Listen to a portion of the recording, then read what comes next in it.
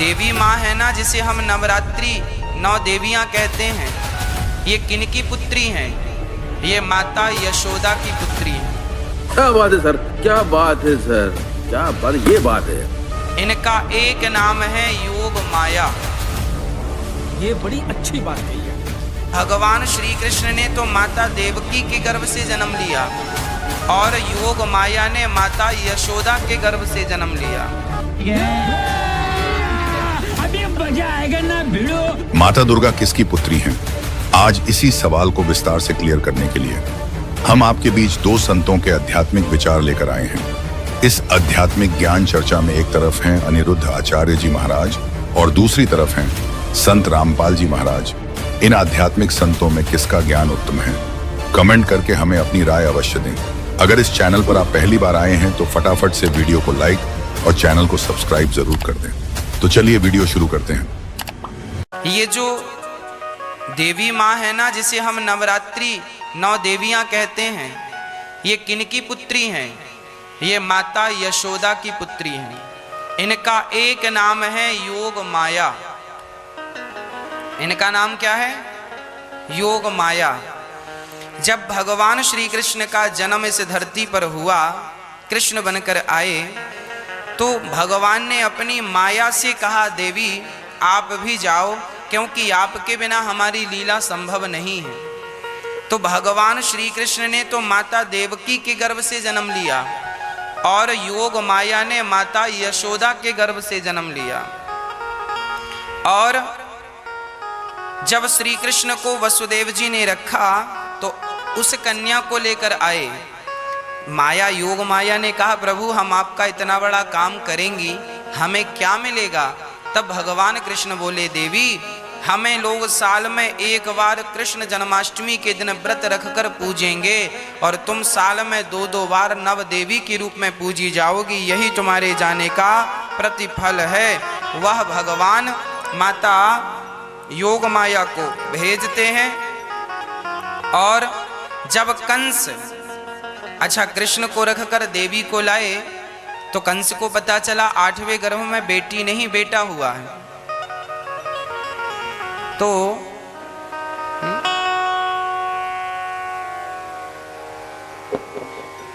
कंस ने पत्थर पर पटक दिया, हाथ से छूटकर वो अष्टभुजाधारी बन गई दुर्गा और बोली, मूर्ख तुझे मारने वाला प्रकट हो चुका है।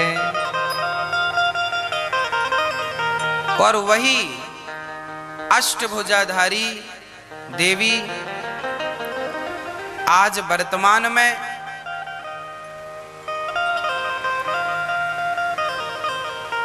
यहां से मथुरा से जाकर आप पर्वत में जाकर विराजमान हो गई। मुझे स्थान का नाम विस्मरण हो रहा है। उत्तर प्रदेश में मिर्जापुर, कौन सा पर्वत है? हाँ हाँ, विंध्यवासिनी, विंध्याचल पर्वत ना, विंध्यवासिनी मैया के नाम से वो जानी जाने लगी। और वहां पर मैया जी विराजमान हो गई। वह माता यशोदा की पुत्री हैं।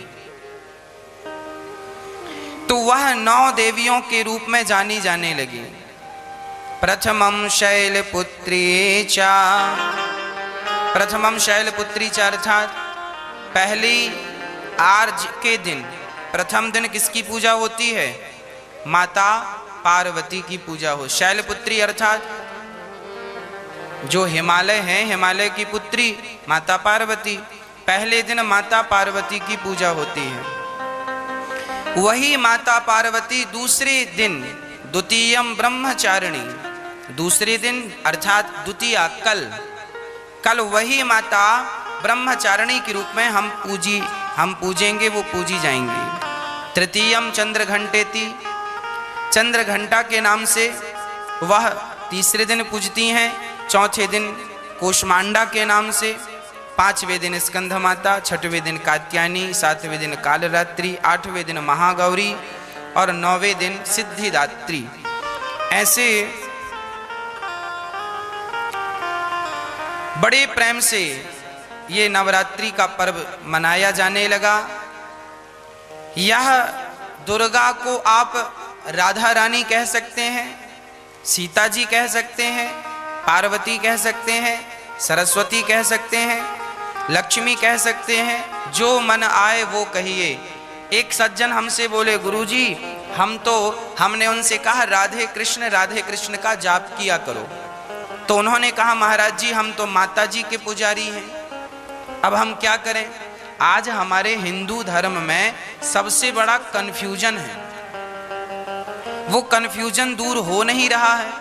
हम बहुत प्रयास करते हैं कि आपको समझाएं तो आप तो समझ लेते हैं, आपका कन्फ्यूजन तो दूर हो जाता है, पर जो नहीं सुनते वो बेचारे कन्फ्यूज रहते हैं। हमने कहा आप राधे कृष्ण जपा करो, सीताराम जपा करो।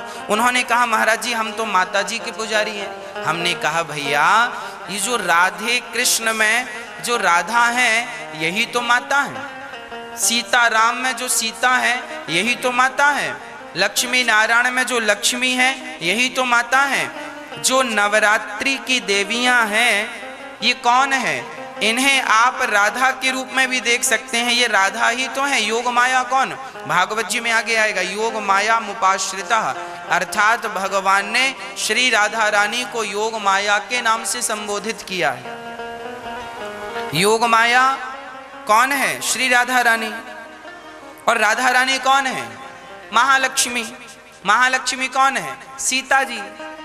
एक बार वो सीता बनी, एक बार वो राधा बनी, वही महालक्ष्मी है, महागौरी है, महादेवी है, वही नवरात्रि है। तो कुछ भी अलग नहीं है। सीताराम कहो, राधे श्याम कहो, जो सीता है वह नवरात्रि की देवियां हैं। 9 नाम से पुकारी जाती हैं, 9 दिन पूजी जाती हैं। है देवी एक ही, पर 9 नाम से पुकारी गई तो एक एक नाम को एक एक दिन की पूजा से हम मनाते हैं। है एक ही, पर 9 भागों में 9 नामों से विभक्त हैं। तो भगवान श्री कृष्ण का जब जन्म हुआ तब इनका भी जन्म हुआ। दोस्तों अभी आपने सुने अनिरुद्ध आचार्य जी के आध्यात्मिक विचार। आइए अब सुनते हैं संत रामपाल जी महाराज के आध्यात्मिक विचार। आपको सृष्टि रचना के प्रारंभ में जब कथा शुरू करी थी बताया था कि काल भगवान ने, इस क्षर पुरुष ने, जो ब्रह्मा विष्णु महेश के पिताजी हैं, दुर्गा जी के पति हैं, जो श्री देवी के पति हैं और ब्रह्मा विष्णु महेश के पिता हैं, इसने ये कहा था दुर्गा से कि मेरा भेद किसी को मत बताना। इसको बहुत सख्ती से कहा था। तो देवी ने उसी उद्देश्य से ब्रह्मा विष्णु महेश को इस क्षर पुरुष का ज्ञान नहीं दिया। अब दुर्गा से इसने कहा था कि मेरा भेद किसी को नहीं देना। इसी प्रकार दुर्गा ने इनको कोई उस भेद नहीं दिया ब्रह्म का, फिर भी सच्चाई छुप नहीं सकी। अब इसी में आपको प्रमाणित करते हैं देवी भागवत में, ब्रह्मा जी ने वेदों को पढ़ा, दुर्गा से पूछा कि वेदों में ये लिखा है कि केवल एक ब्रह्म जिसके बराबर दूसरा नहीं है। ब्रह्म माने परमात्मा भी होता है, वो ब्रह्म माने भगवान होता है, वो एक ही परमात्मा पूजा के योग्य है। तो वो क्या आप ही हो क्या? ब्रह्मा ने पूछा क्या वो आप ही हो? दुर्गा से कहती। अब दुर्गा क्या उत्तर देती है देखिएगा। हम श्रीमद् देवी भागवत यानी दुर्गा पुराण देवी पुराण को पढ़ रहे हैं, जो गीता प्रेस गोरखपुर से प्रकाशित है। इसके तीसरे स्कंद में पृष्ठ नंबर 125 पर हम पढ़ रहे हैं। 123 तक हमने पढ़ लिया। यहाँ 124 पे देखिएगा,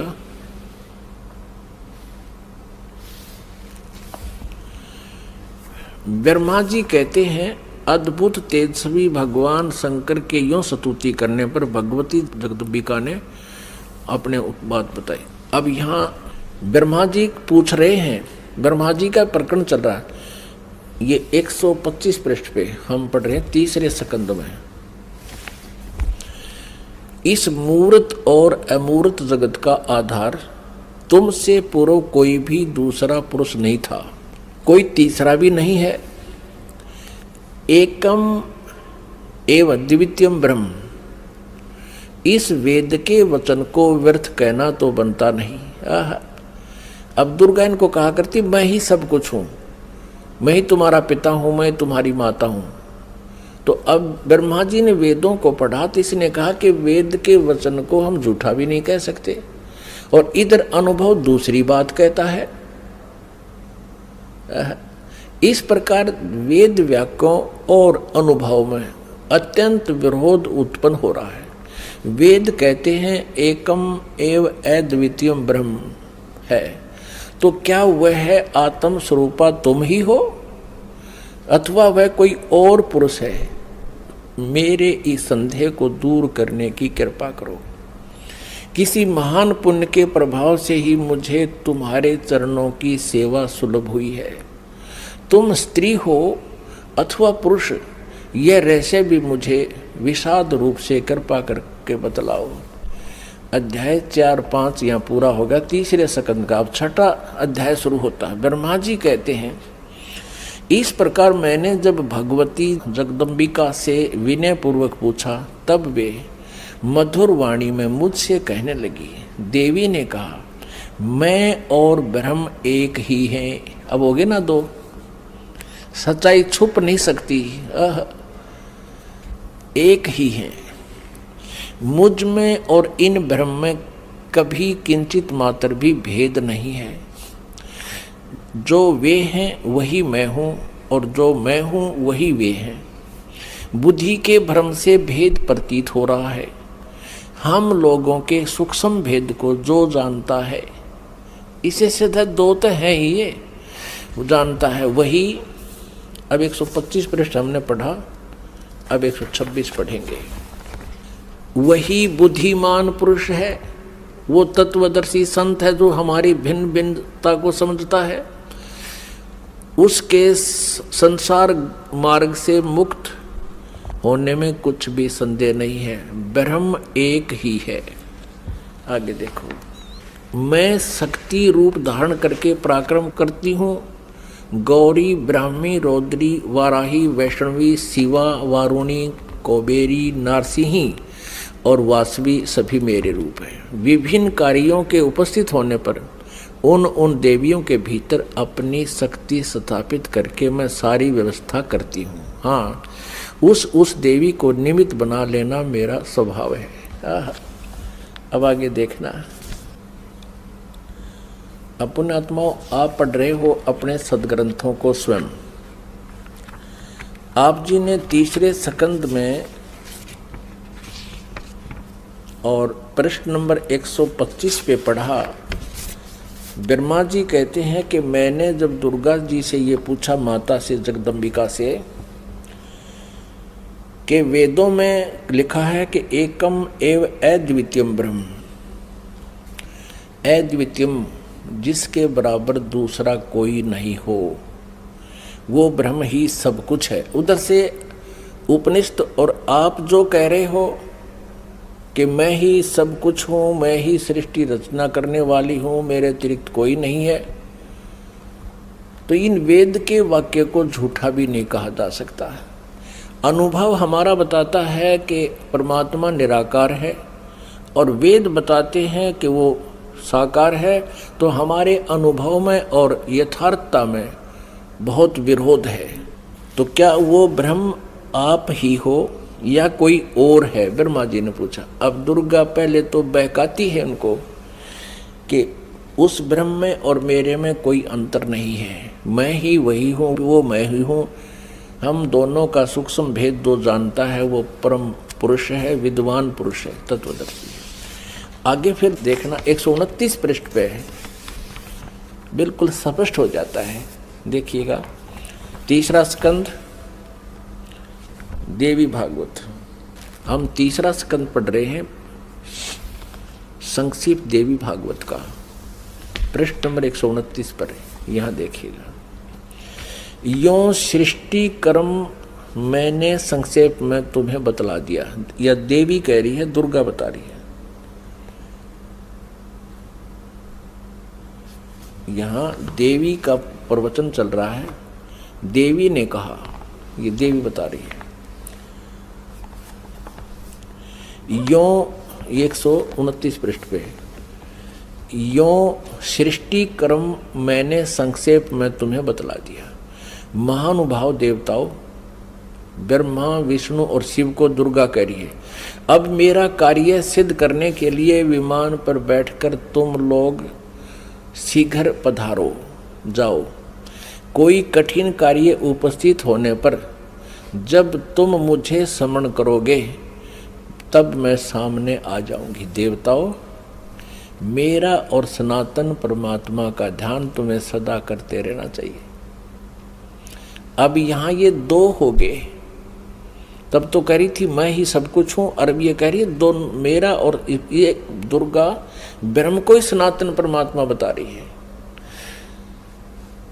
हम दोनों का आगे दो, हम दोनों का समन करते रहोगे तो तुम्हारे कार्य सिद्ध होने में किंचित मात्र भी संदेह